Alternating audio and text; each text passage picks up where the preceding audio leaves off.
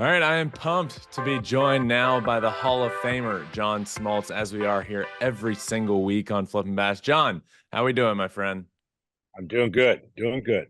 So, All-Star game right around the corner. We're about a week and a half away. And one interesting story I want to ask you about is a guy that hasn't really been pitching all that long in the big leagues, but when he has, he's been dominating. Paul Skenes, favorite to win Rookie of the Year right now, came up just about a month or so ago, a month or two ago. What do you think about that? It's become a pretty big discussion. Should Paul Skenes be an all-star? What does John Smoltz think? Well, I think with the All-Star and so many things changing in our game, I'm for it. His dominance has been one that you look around the league, and with the injuries of pitching, I haven't looked at all the qualifying kind of starters and potential people, but you got to think that if things are lined up correctly, if he's not selected originally to the team, I think no one would have a problem if he gets added to the team. And I think as far as pitching goes, it's a little bit different than a position player who's played all first half. And let's say a rookie's come in and played a month. But he's just a showcase. He's somebody you got to see, right? And he's been Yeah. pitching at a level that is well beyond. I know he went to college. It's not like he went out of high school. So he's got everything that you need to dominate a baseball game. Yeah, I absolutely agree. And I mean, I know All-Star game at the end of a career or at the end of a year, it all matters when you're named to an All-Star game. So I'm never in the business of wanting to just name somebody an All-Star for the fun of it because they're dominating. But to your point, he has shown that he pitches at an All-Star level. And if he's not named to it immediately, I think a reserve would be just fine and well worth it. And look, these are the biggest stars on a fun stage in baseball, and to see him, I don't know if the Pirates would love it. I don't know if the Pirates would love him going out there and throwing one inning of relief, but I do think for the game of baseball, it'd be a lot of fun to see him out there. It Um, would, and in a way, actually, it would delay some of the innings for him by True, pitching in the All-Star game. So maybe there's a little strategy there. true. Uh, John, I want to talk about a couple teams that have been underperforming: the Chicago Cubs and the Toronto Blue Jays. Uh, at the time of us talking, right around the same record, two teams that were hopeful they'd be a playoff team, but it just hasn't been pretty. Really, both offenses can't really get going. If you're those teams, what do you do? Is it time to panic and be sellers at the deadline? If you're the Blue Jays, do you trade away Bo Bichette or Vladdy Jr.? If you're the Cubs, are you trading away Cody Bellinger, or are you trying to ride it out until the very end of July and see if you can get back into contention? I think the Blue Jays have the toughest decision. They would probably be more pressed to do something than the Cubs. The Cubs have a fan base, and they're in a division where just about anything could happen. You could make a run, let's just say, in that division. It's not as strong, although give Milwaukee all the credit in the world. Yeah. They look like the front runner. They look like they're going to continue to win. St. Louis is playing much better, of course. But you're looking, if you're Toronto, you're looking up at Baltimore, New York, and you're going, I don't know that we're in that category right now. So Yeah. they've got the toughest decisions to make. Their fan base maybe not the same as the Chicago Cubs, so maybe the pressure there is not as great. But I would say Toronto has to seriously look at offers that will reshape their organization one way or another. Because you're right, offensively, this was supposed to be their strength, and it hasn't been. So it'd be interesting to see how they navigate the rest of the year. So reshape the organization, in your opinion, involve. I mean, they've been moving forward with a core of Vladdy and Bo for the last few years, and it just hasn't worked. So, in your mind, reshape the organization involves trading one or both, or seeing what you can get for those guys. Yeah, I mean, they could probably go in a different direction with their pitching, and maybe Yeah, just hold on to the younger player position wise. I think their pitching has some very appealing pieces that would really, really help some other teams. So I don't know if you could trade both the position players. I think you could maybe get away with trading one. yeah, But again, the trading deadline is going to be one where it's so collectively challenged because in the National League, everyone's going to be vying for some pieces, Yeah. and that's where you can kind of strong arm some teams and get a little bit more on a desperate team that knows this player gets me over the top, so I'm willing to forego this prospect or this multiple pieces. So I'm really intrigued to see some teams have shifted into pretty good high gear to put themselves in the National League. We would not have thought that the New York Mets had this kind of run in them, and good for them because now they're in the mix. It's that Jose Iglesias song, John. You listen to that often? There you go. There you go.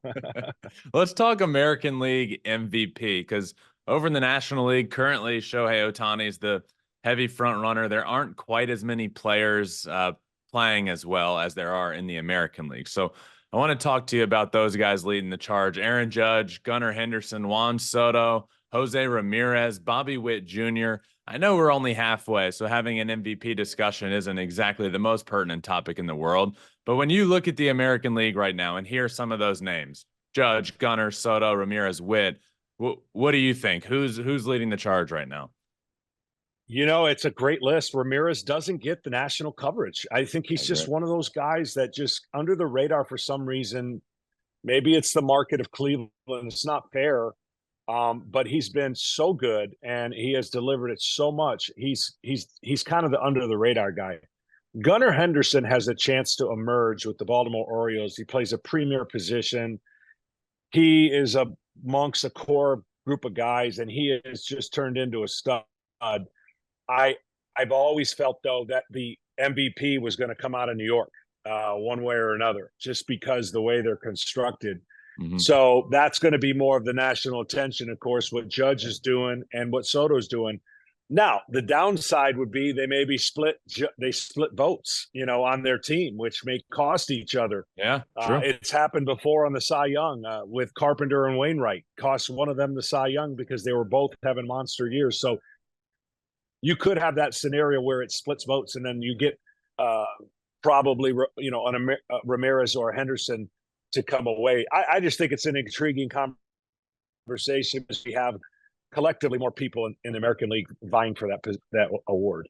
Absolutely. And I'm with you on, I've said for years at this point, Jose Ramirez is the most underrated player in the game of baseball. And if he was playing in a market like New York or Los Angeles, I think he'd be considered as one of, if not the best players in the game of baseball. But he's not playing there. He's playing in Cleveland, and he just does not get the love that he deserves. Yeah, I agree. Lastly, John, for this week, I know Willie Mays just passed away within the last couple of weeks.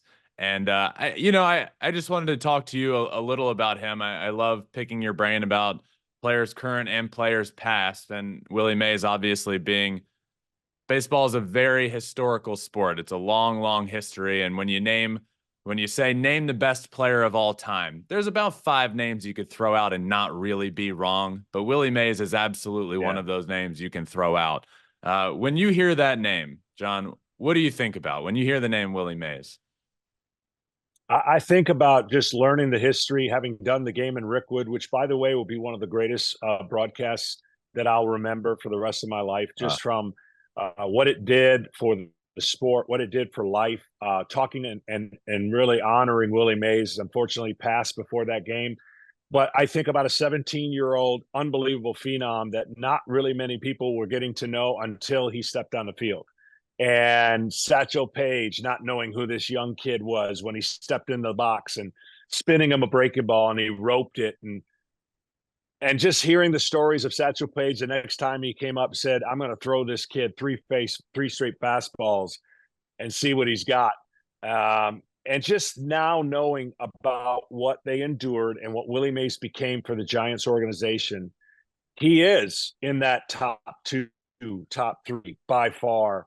He is the most memorable catch, in the history of the game, but he's more than that. And he's more to the game and the influence for the Giants. The Giants have now lost 2 iconic players, 2 Hall of Famers in the past 2-3 weeks. And we know San Francisco is the Giants now, but the Giants used to be somewhere else. And that's really where Willie and the boys kind of made a name for themselves. And anybody now who's young enough that has no idea who they were are getting a chance to know Yeah.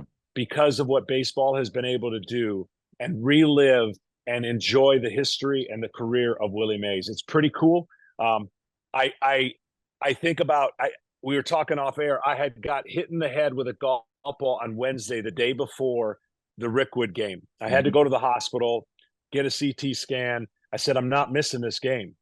And I drove down. Well, I got somebody to drive me down. I'm so glad I didn't miss the game because it was two teams trying to win a baseball game, but there was so much more. And you relived history. We're on the top of the roof of a baseball stadium broadcasting a game in one of the most memorable games ever. John, what is the coolest Willie Mays story that you can think of, or your favorite Willie Mays story? I think just really the one about Satchel Paige. He didn't know who this 17-year-old was. Now, this is a league that had full of stars. I mean, we've now getting to know him in the Negro League Museum, and now we're getting to know him for the stats. But he turned to his third base coach, and he said, who's this kid? He goes, tell me when this kid comes back to the plate. And so the third base coach told him, he said, he's back at the plate. And he goes, I'm throwing you 3 fastballs. And he said, he threw him 3 fastballs and he gunned him down. And he goes, now go sit down, kid. He had no idea that this player and this young man was going to turn into an iconic. But what I've gotten to learn is the humility of Willie Mays and how he went about playing the game and the impact that he had with all of the giants. And of course, the well-documented godson of Barry Bonds. But there were more stories about his athleticism and what he did and what he led and how he led. And then there was a story of just Mr. Greason, 99 years old. He's now been a preacher for the last 55 years, mentored Willie Mays and talked about his humility and talked about how raising this young man in an era and a time that was so difficult and different. And Mr. Greason just filled the airways with an interview with Ken Rosenthal about grace, humility, and you could see the impact he employed on Willie Mays, and it showed in Willie Mays' career. Awesome. That was truly, it was a heartwarming game to watch. But it was emotional for a lot of different reasons. And I thought you and Joe did a fantastic job, and appreciate that as always. And appreciate you joining us here as you do every week, John. And I'm glad you're all right. What a scare you got. Oh, man. I appreciate it. Thank you very much. And I'm blessed, and I will never be in front of another golfer the rest of my life. All right. See you next week, John. All right. Just wanted to thank John Smoltz for joining us here as he does every single week. I'm always super, super appreciative of him taking the time to do that. It means the absolute world to me. I've always enjoyed having him here on the show. Again, if you don't know, I grew up a massive Atlanta Braves fan, a massive Chipper and Andrew Jones fan, and a massive John Smoltz fan. And to have him here on my show, as we do all the time, will forever mean a ton to me. To hear him talk about Willie Mays and being able to call that game at Rickwood Field this year and how much that meant to him, just really cool to always pick his brain on what's currently happening in baseball, some older stories that have happened in baseball. It's always really cool. So appreciate you all for listening. Please make sure you're subscribed, following wherever you listen to your podcast, Apple, Spotify, wherever. We're also on all social media. We have Twitter, Instagram, Facebook. There's TikTok as well. So make sure you're following. We put some really cool stuff out there as well. But really appreciate you all. And remember, until next time, my friends, find your bat and flip it. Peace.